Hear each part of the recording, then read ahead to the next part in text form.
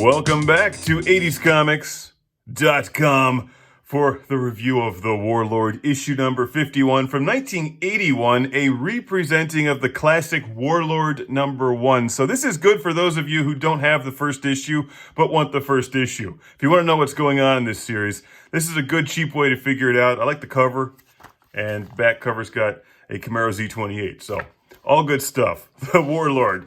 How does this series begin? Well, like they all do, he's fighting a beautiful woman with a sword. And then we get to the actual story here. This savage world. Travis Morgan's SR-71 is shot down by the Russians, but then instead of crashing and just exploding, he falls into the North Pole. Stick with me here. He falls into the North Pole and wraps around the inside of the Earth where there's another magical land and a sun on the inside of that. So this is science. This is the way it really is, clearly. There's dinosaurs in there.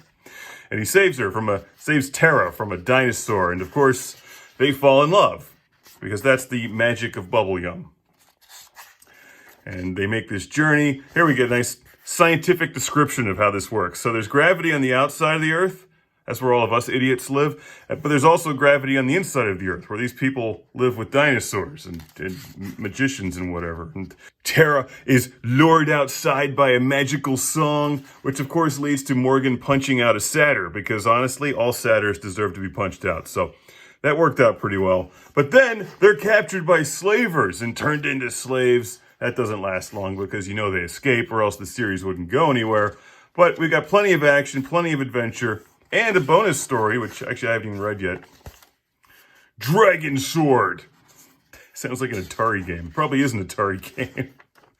Which doesn't look nearly as good as the Warlord, but we do get dragons and we do get swords. But most importantly, we get the wonderful Warlord adventure from Mike Grell, who's a good writer and a good artist, too. Very good artist. Sadly, the print quality and the paper quality aren't real good here, but the story is great, the characters are awesome, and it's the Warlord. What's not to love? Warlord issue 51 on 80scomics.com, and you'll be seeing a lot more of these.